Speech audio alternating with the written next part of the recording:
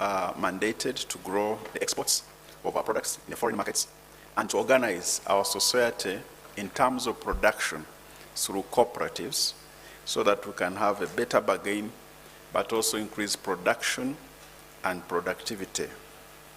So we have a number of commitments in the manifesto, and I'll go quickly, pretty quickly, in the next 10 minutes to update the country on how far we have gone, and then we shall take questions and answers. In terms of industrial development, which is measured by its contribution to the GDP and the level of employment, we have been able to grow our industrial base now to 26.2% in 2019, and our target is 31.7% in 2029-2030. We can even grow at a further rate towards GDP. Our total labor employed by industry alone is 7.2%, and we are making good strides on export market manufacturing products at 16%. In other words, all the products that we are exporting outside the country, industrialization, those that have been manufactured in Uganda, are contributing 16%. Through Uganda Development Corporation, which is an investment arm of our country, we are adding value to the products we are producing in the agricultural sector. We have put up tea factories in Kayonza, growers, tea factory that is in Kanungu, with a number of lines and a capacity of 180 metric tons per day of green leaf. We also co-invested with Chigezi Highland Tea Factory in Kabale and Chisolo, both of which are in Chigezi, with a capacity of around 100 metric tons of green leaf per day.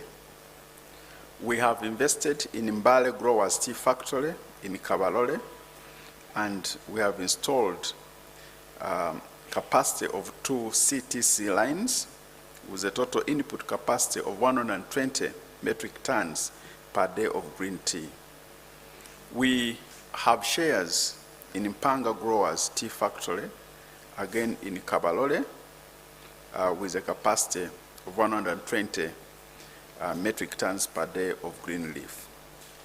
UDC has also is partnering with Attack Sugar Company in northern Uganda to help grow that economy and provide employment to the people of northern Uganda. We have invested in cotton in Mutuma Commercial Agencies Limited in Ruka District to help bridge the gap of the locally produced products that we are using with national medical stores.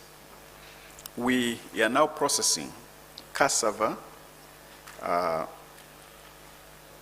factory that we have partnered with in Bukona Agro-Processors Limited in Nyoya District, and we hope to start producing a starch for our country.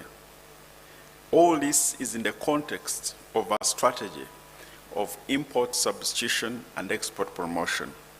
We would like to produce everything that we are importing. Our import bill now stands at 7 billion US dollars, and we're exporting 5 billion US dollars. So we want to make sure that all the things that we're importing are produced here using our local materials.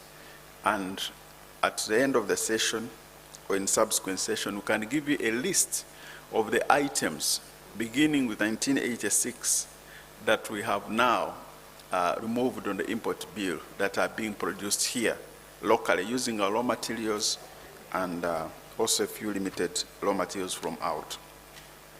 So we're also investing in coffee, Budadli, We have shares in Budadli, and we are doing a good job there with 2.5 metric ton per hour coffee processing capacity. We have shares in the Solot Fruit Factory, and we have now put our juice on the market using the local materials in that part of Teso region. In terms of accelerating diversification of the economy from overall resilience on agriculture, the ministry through our departments has accelerated diversification of the economy from overall resilience on agriculture through tailor-made training on business development techniques, especially to small medium enterprises. We are giving capacity to our small medium enterprises, giving them the necessary skills to do business and create jobs for our people. We have also, as you know, invested in Kalangala infrastructure services through public-private partnerships to provide infrastructure services to the Kalangala Island. And many of you who have traveled to that area, you can know there was a gap which has been bridged by our investment through UDC. We are also expanding using our investment arm of government, UDC, to invest in infrastructure development, especially roads, by using our local company, Abubakar Technical Services. We are now co-investing with them to build roads using our local company. We have shares in Munyonyo Commonwealth Resort, and we are also building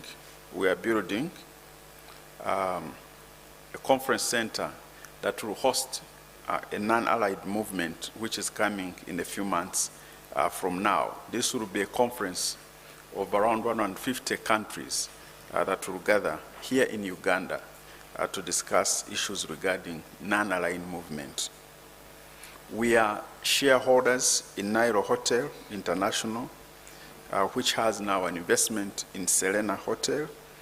UDC owns 100% of the shares of the company, and you can see the great job that we are doing in terms of hospitality and creating facilities that facilitate investments and investors in the country.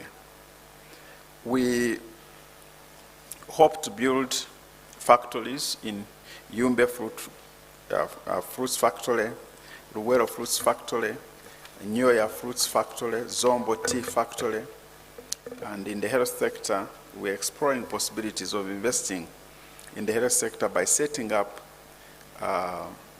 factories that can produce goods that we are now importing through national medical stores. We also want to venture into Katwe Salt Factory to help bridge the gap of the salt on the market. And in the medium-long term, we will invest in Moroto, a cement factory, to take advantage of the raw materials that we have, especially clinker, in that part of the country. We'll be working with the Ministry of Finance. As you are aware, we committed to put up 22 industrial parks in the next 5 years. And this financial year, we are beginning with 5 industrial parks to help facilitate investments in our country. And these will be well-serviced industrial parks with water, all infrastructure needed, internet, so that investors can just come and put up factories. So that is ongoing, and this year we are beginning with 5. We hope that in the next 3 years remaining, we'll be able to complete the 22 that we committed ourselves to. In order to access these markets, the exports, and we have done a great job in terms of negotiating for markets in the region and globally. we, His Excellency the President, assented to the African Freight-Free Area, Continental Freight-Free Area, which is a market of a population of around 1.2 billion people, and we will have a population of 2.5 billion people in the next, by 2050. That market, we are now part of it. We are also part of the East African community, a population of around 400 million. The African Continental Free Trade Area has a GDP of 62 billion US dollars, great market. We also have continued to facilitate the markets of AGOA. You recall, during the Bill Clinton administration, we signed an agreement with Americans to export their quota-free and duty-free 5,400 products. And we are making those small progress, but at least now we can export 30 products out of the 5,000. We also have preferential agreements, trade agreements with China, with Japan, and European Union. But to access these markets, we must improve the standards of our products. And that's the reason why we are investing in Uganda National Bureau of Standards. And many of you who have now been following UNBS, we are setting up laboratories in all the regions of Uganda so that we can add value and improve on the standards of our products and access these markets that we have already assigned to. So we have increased the staffing of UNBS. We have increased the infrastructure in terms of laboratories across the regions of our country. And also, we are helping to certify small and medium enterprises who cannot who don't have the capacity to raise money to get certification with UNBS through different avenues of financing to satisfy them so that they can produce products. So on that front, we are making good progress. I would also like to inform you that as a country, we can now produce tiles. Tiles are produced here. They used to be imported. We are assembling TVs. We have now started assembling electric motorcycles and vehicles. As you know, Killer Motors is ongoing. We have a huge list of the products that we are producing here since 1986. And we are making very, very good progress on the issue on the front of import substitution and export promotion. We have organized our production and productivity through cooperatives. As we speak now, we have over 10,000 registered cooperatives across the country. And these are primary cooperatives. We also have secondary cooperatives. Organization of this nature helps our production capacity to increase. It also helps productivity, and the negotiations of these cooperatives help them to maintain and raise their prices and value to the shareholders of the cooperatives. We have set up industries such as motor vehicle assembling plants and electronic products, manufacturing of metals like simple spare parts, iron ore, steel, textile. We are actually now in the very last negotiations to set up a steel industry to take advantage of the 312 million tons of iron ore in the region of Kigezi to start processing steel products and be able to repress the amount of money we are spending, which is approximately 300 million US dollars to import steel and steel products. So the factory is going to be set up, and we're in the final stages of negotiating and making sure that all arrangements are in place for the factories to be set up. So briefly, Mr. Bashasha, this is the progress we are making, and we'll be able to take up some questions. I thought I should update the country on how far we have gone, that our industrialization agenda is making very good progress. We are taking we're in the right direction. We hope that by 2029, our industrialization contribution to GDP would have reached 37.1% from 26%, that the export is also growing. We're taking advantage of the markets.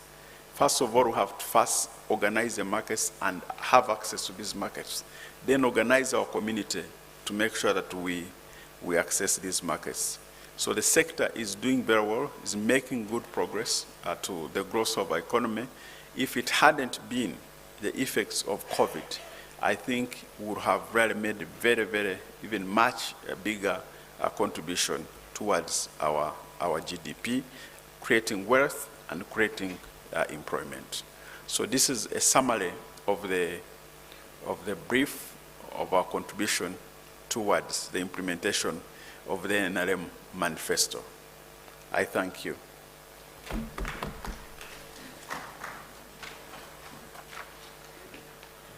Please join me to give a big applause to the Honorable Minister on his submission. And thank you, Honorable Minister, for that elaborate submission.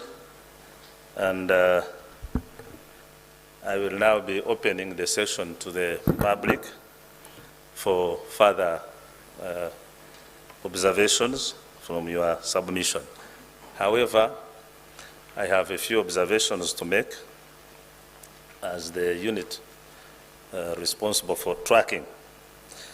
First of all, we want to appreciate the efforts that have been made in the way the different commitments have been made and the status they are being implemented. Honorable Minister, we as a unit have the opportunity to travel this country, and we want to appreciate the efforts that many Ugandans have welcomed the message from the government and from the president in as far as value addition is concerned, which we find is a very key ingredient in extending shelf life for many of our road products, but also creating an opportunity for our products to enjoy international markets. However, there is one issue which is still impacting negatively on the way many of these local citizens are suffering. This is the issue of the UNBS, and it's certifying these products. We want to say that many of the products from wine, like wines, from bananas, from and other fruits at the local level scale, still have a challenge for their products being certified by the UNBS because either of the bureaucracy or the fees involved in this process. So we pray that the ministry takes up this very fast, and we can help our farmers benefit from this uptake on value addition. The second challenge is the issue of markets, which I think now many people have welcomed the plea of government to engage in active production. Partly is what I have said on how many of our products are now ready to compete, either nationally and internationally. However, we still have a challenge of the markets on many of our products, partly because of the standards issues, but also there where we talk of the straight case markets where our products could pick straight entry into these markets. So here, I think the ministry needs to also up its game and as far as improving the whole market spectrum. So, thirdly, is the issue of the cost of capital. We still experience many of our people in this country, especially our SMEs, you know, many of our players in the economy are SME players. The cost of credit is still very expensive, even where government has moved on to support by capitalizing development bank. The bureaucracy and the interest rates that are charged there, I don't think are very favorable to the intentions of many of our people, and especially those who are in the agricultural sector. You know, this is an agrarian economy. The grace periods that are given to these people are very short, and you know, many of the agricultural products tend to take a longer gestation period. So I think here, as we capitalize, it's very good. Government has really lived its commitment, but I think we also need to address further the interest charged on those, especially who want to engage in commercial agriculture. We also still see a scattered chamber of commerce in this country. You know, you have Kasita, you have this, you have that. We don't seem to be having a properly organized chamber of commerce that encompasses all our private sector players in a much more organized way, and where it can also be a voice of advocacy for our business. And as Trade Ministry, we feel that this is an area you need to champion the policy reforms that can create a very vibrant chamber of commerce that can give our people hope on how we can move the private sector. Lastly, but not least, at one point government had pledged to compensate the losses that were made by the traditional cooperative societies.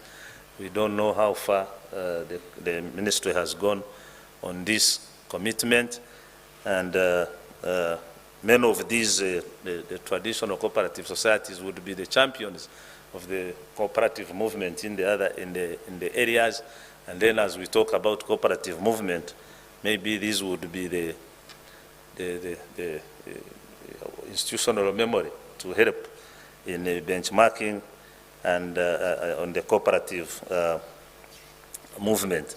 So these are the issues that we are observing as the people responsible for tracking this manifesto.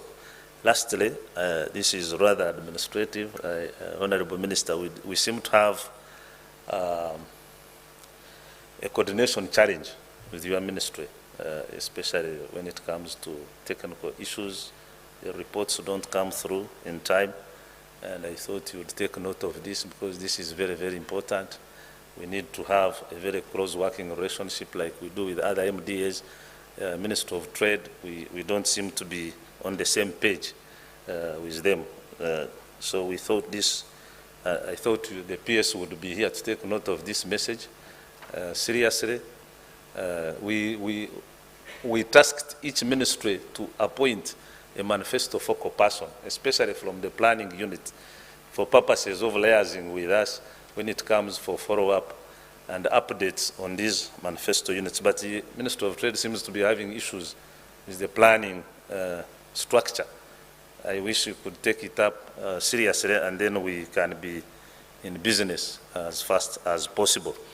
Those are the observations I want to make to you, Honorable Minister, from the unit. Now I want to open the debate to the members of the public and members of the media who are here for further clarity or further complementarity, and then we call it a day. I welcome questions from members of the public. Thank you.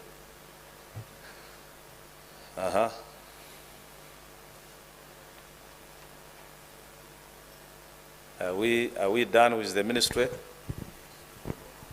There are no questions, no observations? Yes, over there.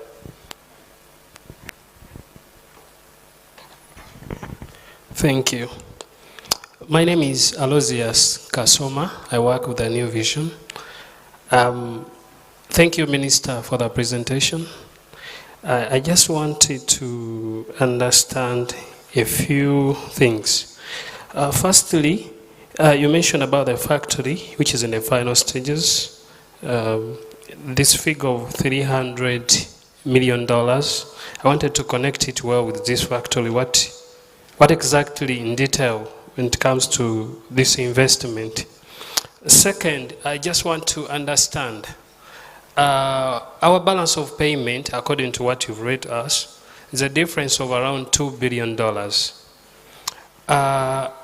In what time frame do you think we are going to cover up this? Because when you look at the markets so far have been concentrated in, especially like China, we import more than we export to China. The balance of payments is over $1 billion plus, and yet we export even less than $500 million. The same to the US market, which you've mentioned about AGOA and other things. So I just want to understand how you're going to cover up in the remaining period of time that these initiatives already on ground are you sure they can really cover up this deficit? Then maybe lastly, someone mentioned about factories. How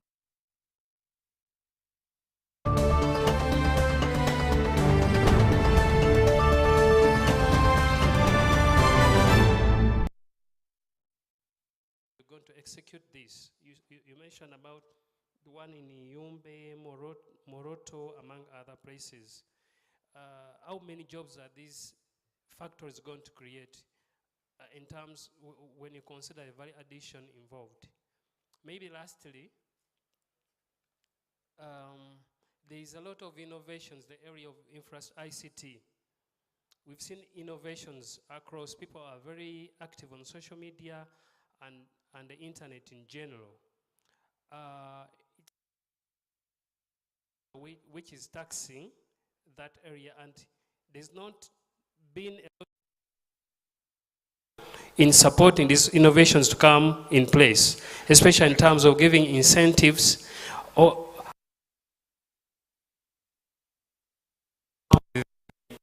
hubs to help these young people to realize their innovations. What is the government doing on this? Thank you very much, sir.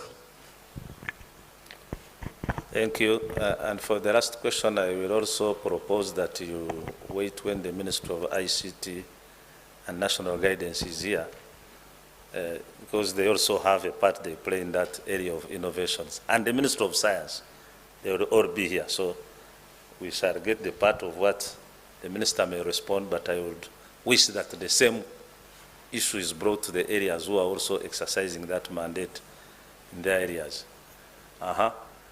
Are we done? Thank you, Honorable Minister. I'm Peter Dekes by name. I'm touching on the area of industrial development.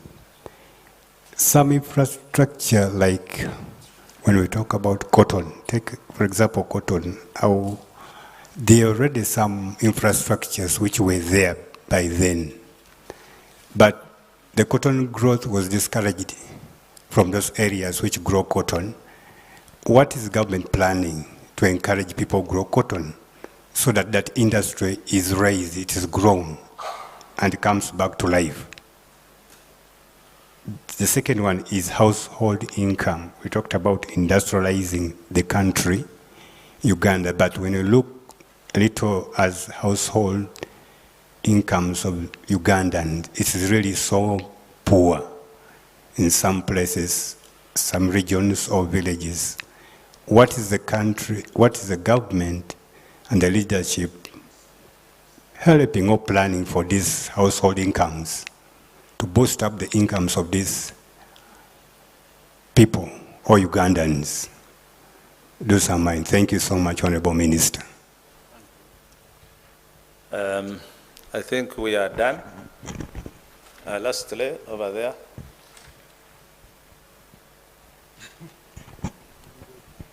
Yeah, Honorable Minister, thank you for the presentation.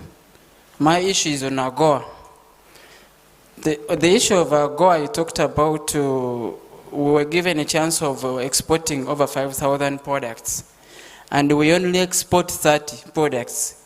Could you hint on the issues that are causing this export backlog? Because I feel with Uganda we have a variety of products that we can export and substitute into that gap. I don't think the 30 products that we export through AGOA are sufficient, and I want an elaboration on the reasons as to why we cannot export the 5,000 products that we were given. Okay. Do you have somebody raising anything? Yes. Yeah. Okay. Thank you very much. My name is George Bukenya. I work with Daily Star News, ug.com.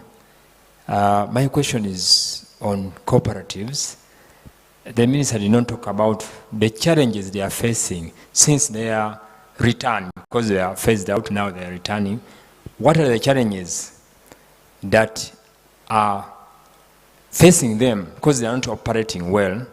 Then two, you also, Mr. Bashasha, hinted on compensation of those who are in those cooperatives that were affected before or during the NRM Bush War. I may happen to be one of the beneficiaries because my father was a member of a certain cooperative. It's no longer existing. What should we do? Because the papers are not there. They are destroyed during the war. What should we do? Thank you. Okay. Thank you very much for your observations. Oh, is a lady. Go ahead. Thank you so much, Minister. My name is Gloria Irankunda. I work with Church of Uganda Family TV. I would like to understand, as the Ministry of Trade, is there a way you work with, maybe in connection with the Ministry of Finance? Recently, the Casita group it was complaining of the taxes which are not reflected by the resources or the roads in Kampala. So I would like to know, is there a way the Ministry of Trade connects with the traders in Kampala to see that what they invest in through their taxes is really paying off? The other thing is, recently in Parliament they said they are going to impose taxes on diapers. I would like to know, is there a way as the Ministry of Trade you reply to these points that are raised in Parliament? But also, if I relate to yesterday's presentation by KCCA, where they say that among the implementation points, they've been able to surpass the revenue target by 2 billion, whereby they've been able to collect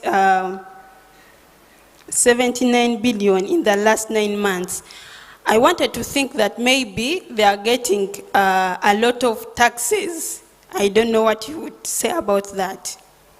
Yeah, thank you so much. Thank you, but I hope yesterday KCC was very clear on how they have been able to raise their taxes, citing the different revenue streams and sources. So I don't think that would be fair to ask the Minister of Trade when KCC was able to tell us their main sources of revenue. Secondly, tomorrow will be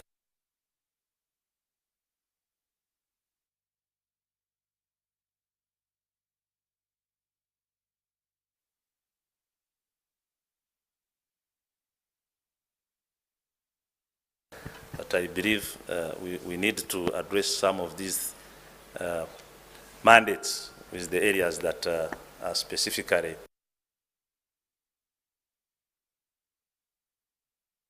Dennis Igo is my name, from UBC TV. Mine is about just an update. I think in the last couple of months, Uganda has been having issues, especially in trading with the neighboring Kenya. We've had one ban after another. You remember the issue of milk, then came eggs, then came chicken. So you haven't given us any update on how the situation stands so far. Then the other issue was, of course, the border, the Rwanda-Uganda border was finally reopened. Any status check on how we are performing? Are we back to normal? Are we picking up? Maybe you can give us an update on that. Thank you. Okay, I think that marks the end of the observations. Allow me to invite you, Honorable Minister, to respond. And like I said, you are at liberty also to invite your technical team to support in the responses. Thank you, Honorable Minister.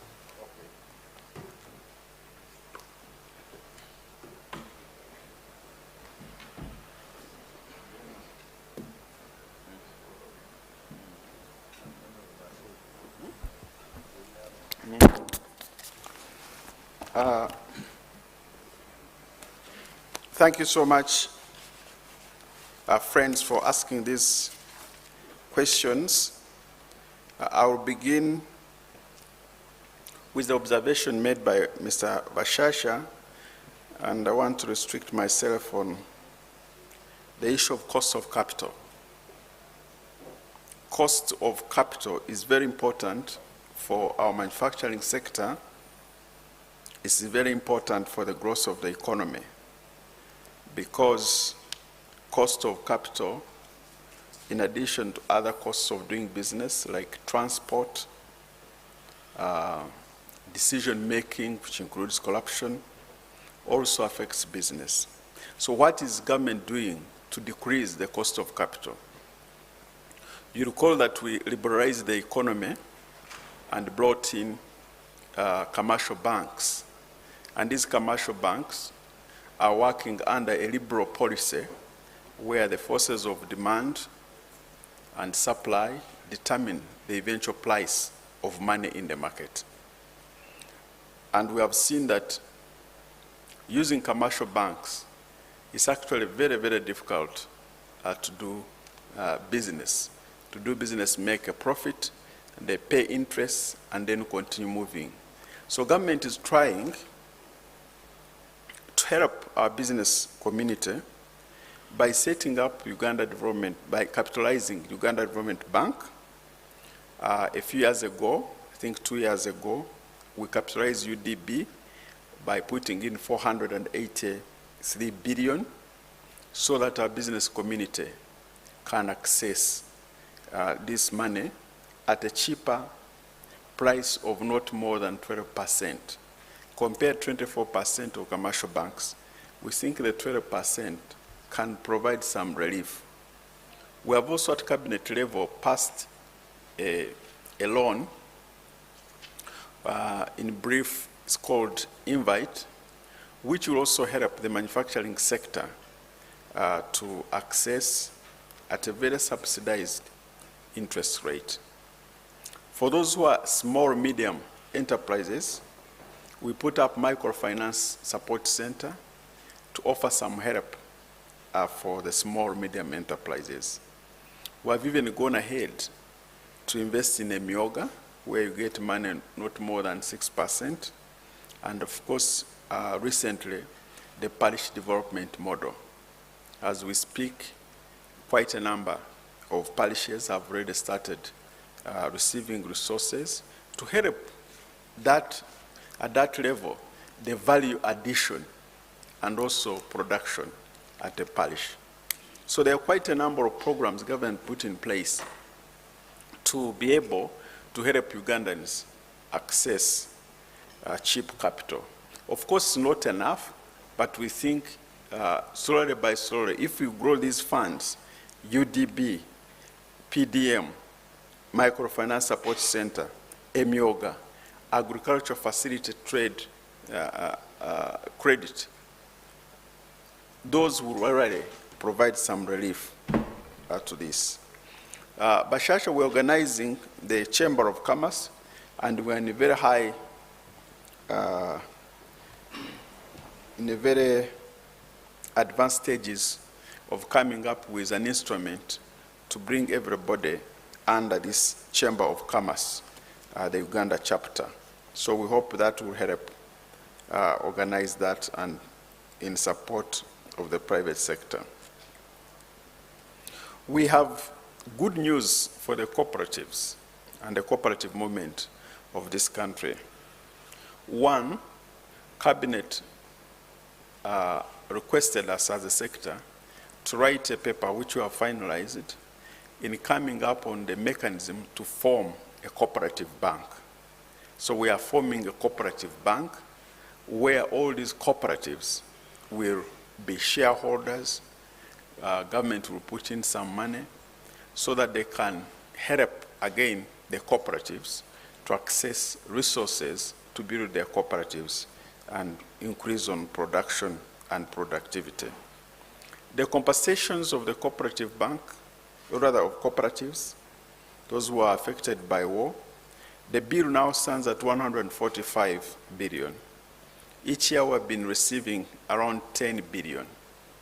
So we continue to commit that as we receive resources, as the resource envelope allows, we will be able to continue compensating them. But at the moment, I think this financial we received 10 million. Last financial was, I think, 23 billion. This year's 10 billion against a bill of 145 billion. So slowly by slowly, as we receive resources, we will be able to compensate them. The clarification of the iron ore, what I meant was we have in the ground the estimates as we speak, 312 million tons of iron ore in the region of Kigezi.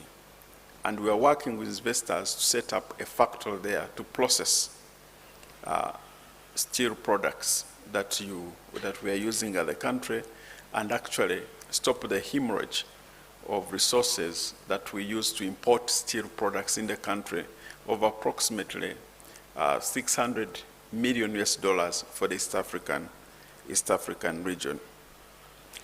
We want to grow our exports and reduce on the deficit by adding value to what we're exporting. A simple example is, at the moment, if you export beans like beans of coffee, we are earning only $3. I don't know if the $3 will reach $3 beans. And at the moment, through coffee alone, it's in the region of 900 million US dollars. And yet we are exporting something that is not to that level where you would earn much more. So beans and a little bit of processing, earning 900 million US dollars. Just imagine if you processed this, add value, and that's the reason why government, working with other investors, we want to set up a soluble plant in the country so that you can add this, because when we export this coffee and not well processed, they take it to London and export coffee again. Nescafe and all these Nescafes you hear, the producers don't produce coffee. They buy coffee from us, process it, and send the processed coffee back. So the strategy here of import substitution and export promotion dictates that we are going to set up a soluble plant for coffee, process it here, and export it in the foreign market. So where you are earning a kilo, $3, we are going to be earning $25. And through value addition, you will be able to increase this export value exponentially in a very short time and be able to bridge the balance, rather the balance of payment of our country, bridge the deficit. So through value addition, actually, we can achieve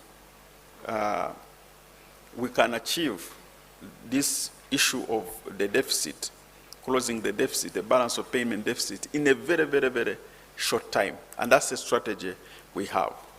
So we are going to be setting up a soluble plant for coffee. We are going to process our cocoa. When you go to the shops, the supermarkets, you buy chocolates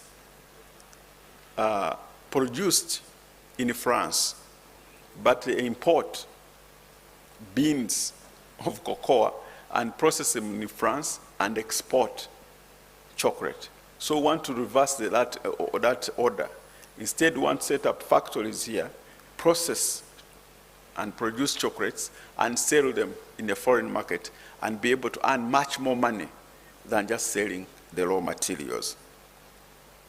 The issue of diapers, that debate was handled in the House. The point was we wanted, the Minister of Finance was making a proposal to help, I think it was through the Committee of Finance, they wanted to help the elderly who are for medical reasons, who would need diapers. But the wisdom of Parliament was that it might be very difficult to differentiate between the diaper of an old person and the diaper of the kid. So we abandoned that path at the parliamentary level. So that's a debate that is closed at the moment, but we will continue to offer support to the elderly and those who need some medical attention through those products in other ways.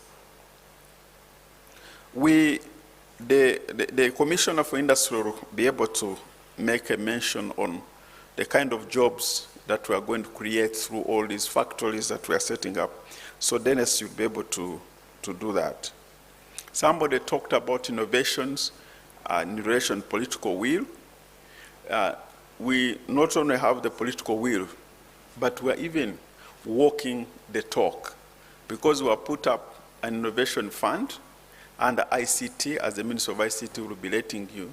We have put up innovation fund under the universities for people at the university level to compete and be able to innovate. Our young people under ICT are accessing these resources to support their innovations. So we not only have the political will, but we are walking the talk to support innovation.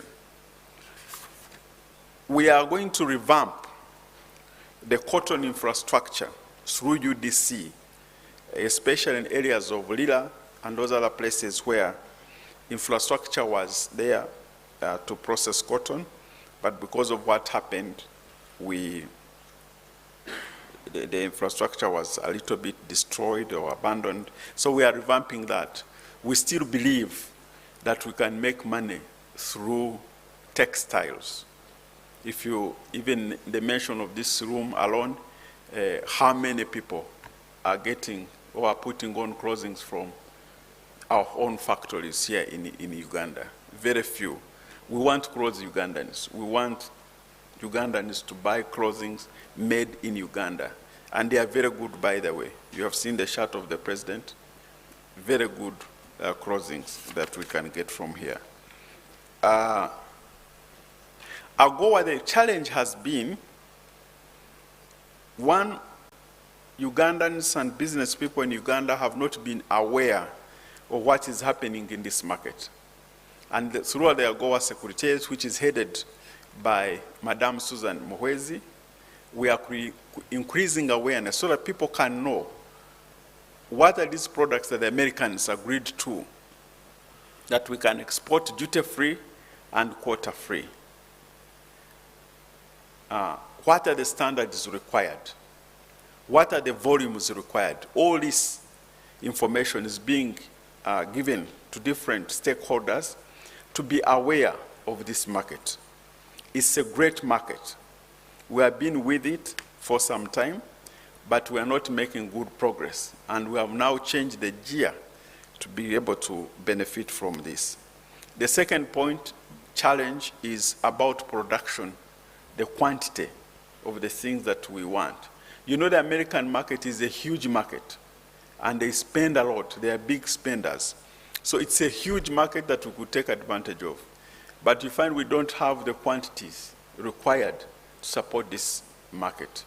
And sometimes when a supermarket makes an agreement with you, a contract with you to supply them, you know, you find one supermarket, one store, having stores in all the 50 states of America, in different cities.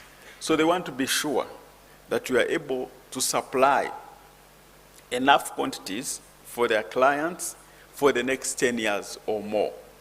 So these are the things that we are working out with the different business people, producers, farmers, so that we are able to establish the quantities, encourage them to produce. And then the second challenge is the standards. Even when we have the quantities, sometimes our standards are not up to that level. Through Uganda National Bureau of Standards, we are setting up different laboratories across the country to be able to, and also government is in the process of setting up silos to handle issues of post-harvest challenges that we are facing with different farmers. So we think that if we handle quantity awareness, we handle standards, we handle quantities of the products that we are producing, then we'll be able to supply this and support this market of AGOA.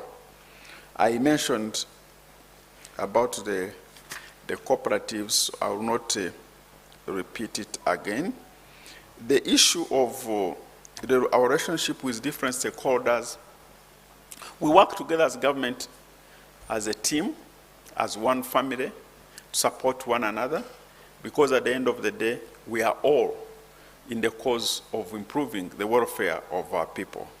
So in terms of taxation, we normally have stakeholders meetings with the business community through Uganda Manufacturers Association, through cooperatives, and other stakeholders, through trade organizations like CASITA.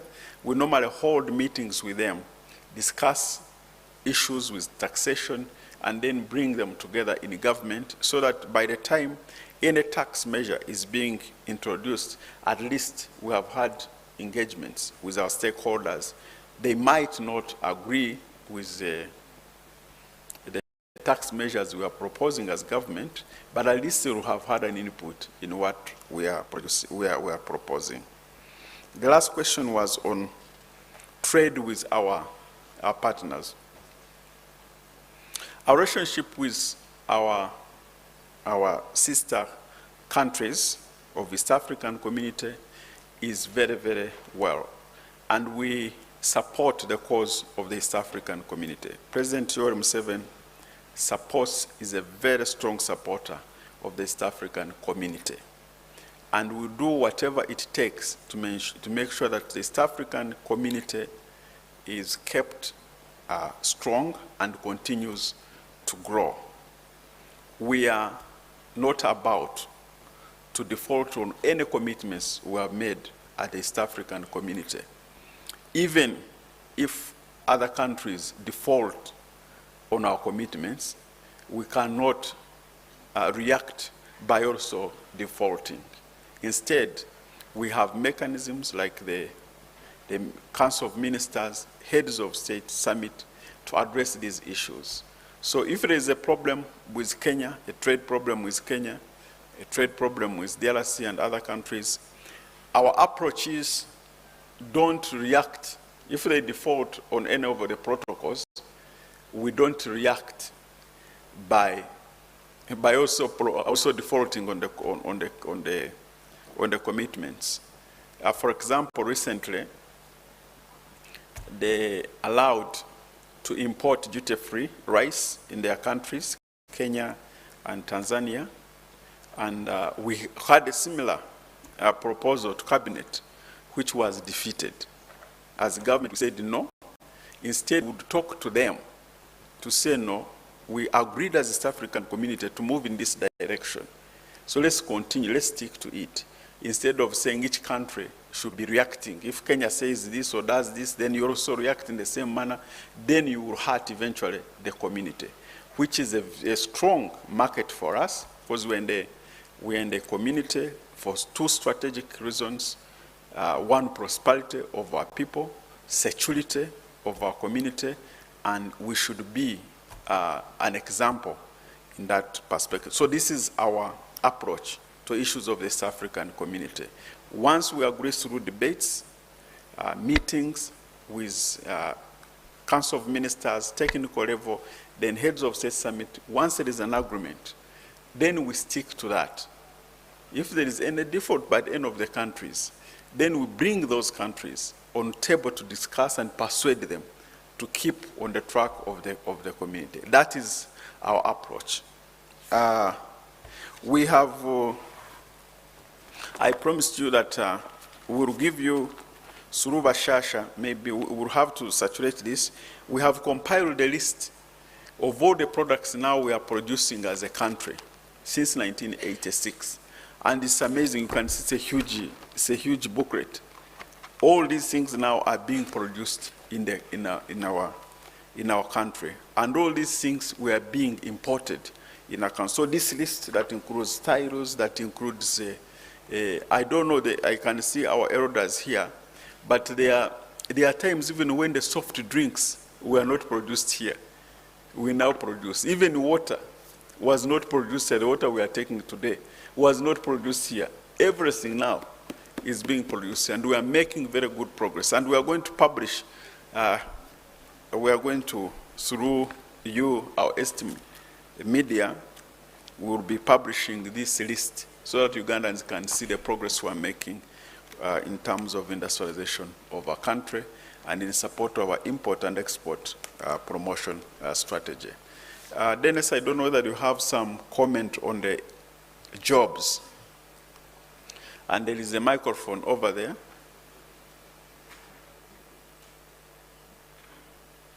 You press once. On the coordination, Bashasha will be, on the coordination we will ask the PS to handle that administrative issue. But we are also available. Don't be stuck with, at level, if there's anything the ministers can know, we shall also address it. I will take it up with the PS for coordination purposes. Yes, Dennis? Thank you, Honorable. And my name is Dennis Ainebiona. I am the Acting Commissioner for Industries in the Ministry of Trade, Industry and Cooperatives. Honorable, the question was from the media that we are supporting industrialization for purposes of creating jobs. And the concerned party was asking, we are supporting value addition and most especially on the fruits, and how many factories have we supported as government? I would like to inform this gathering that through UDC, we've provided support to Soroti, to another project in Noya, Yumbe, Isinjiro, and then now we're also looking at the cocoa factory in Kasese. And Honorable Minister, each of those projects, we are not looking at a minimum of less than 150 jobs. Those are the direct jobs within the factory. But there are many jobs that are created when you establish a factory in any given area. There will be those that are supplying the raw materials. There will be those that are giving other services, most especially like delivering the items and also taking out the finished products. And then also other associated enterprises that are created, maybe also providing like services to the employees who are within the factory, who are within the factories. Honorable Minister, through you, I would like also to report that as a government, from 1986, we had a total of 81 factories, but where we are standing today, we have 8,640 factories we have established. And if you, on an average of 150 employees within one factory, you can multiply and see that we are able to employ over 1,300,000 employees, and the target in the industrial policy is to double this. I submit, Honorable Minister. So, members of the media, you have heard that 1986 there were only 81 factories.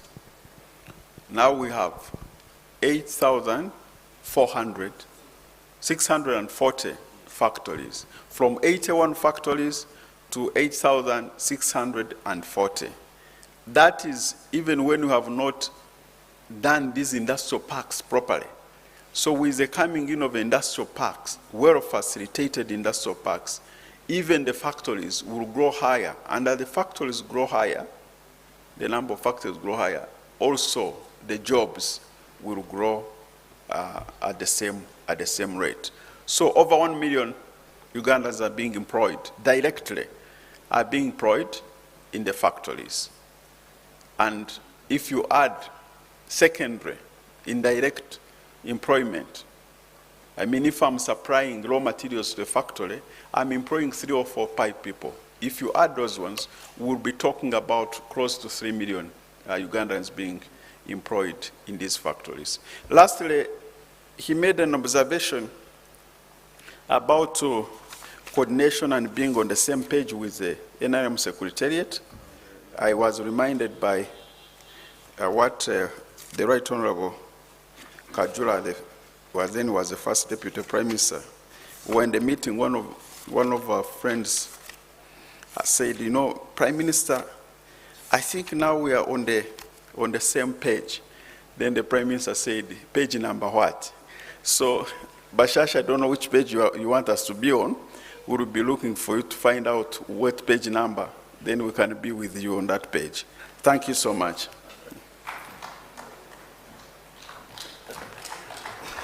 Thank you, Honorable Minister. I will communicate the page. Once again, we want to thank you, Honorable Minister, for your observations. Oh, still want to make? Thought we were winding up. Okay, bring the microphone.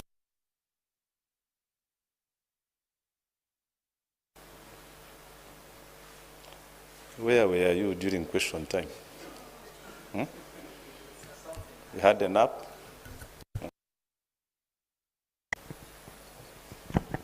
I thank you. I have been following the minister and the way he presented. Good enough, the commission raised something that we have gone from 81 factories since 1986 to now 8,640 factories.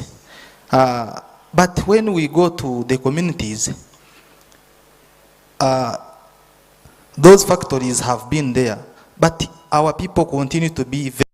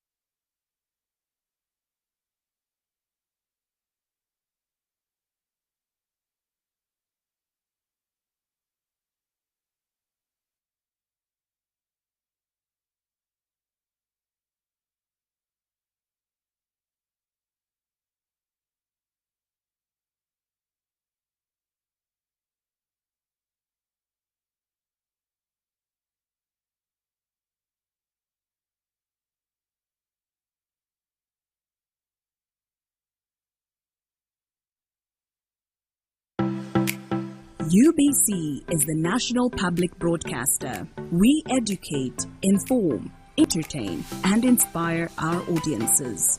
You can watch us on free-to-air channel 001, DSTV channel 282, GoTV channel 371, Star Times channel 201, Zuku TV channel 20, and Azam TV channel 350. Even when your subscription expires, you can still watch UBC for free on your pay TV platforms.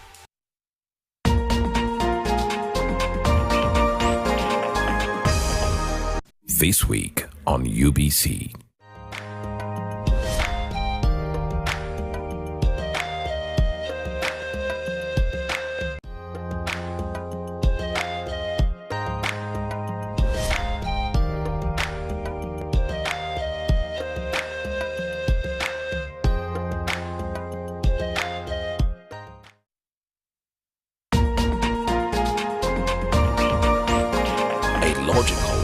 Deeper conversation. How many teachers in Uganda did you consult? But there's a mistake we are making. Which is good. Which is good. Which is good. Which is good. We went to this school, we ran it to Western, we ran it to Northern, we ran, then you come. Isn't that an achievement? Objective and non-partisan. Honorable Minister, there were a number of points. I want to start with you. Straight from the hearts of open-minded men and women. Money tends to move faster at night. So when people are not counting, well, Don't take it for granted. Candid and authentic. Because Uganda is not Thailand. That's not correct, and we should stop that kind of mentality. So what I'm saying That's is, a trick question. Don't answer. I'm not getting. I'm not getting into that. Tell him you speak Luo. I think that's where we are beginning to have a problem. I think what is going to kill the parish model are all the misconceptions on how it's supposed to run. I know that the Prime Minister is listening. Behind the headlines. Charles, let us agree. We liberalized the economy. We are several nations put it together. Why don't you appreciate that? What if it fails? I'm happy and he's a good lawyer because I mean he's not in power. The parish development committee is functional. It is there.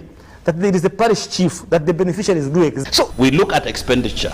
We don't look at revenue. And that is the challenge we are giving them from Minister of Finance. Your fountain of new knowledge, flowing into the mass body of knowledge. First get the knowledge of Bukedia, how they want to be modernized. Every Wednesday, 10 p.m. on your public broadcaster. You return money to the treasury, which is meant for the people. UBC, inspiring Uganda.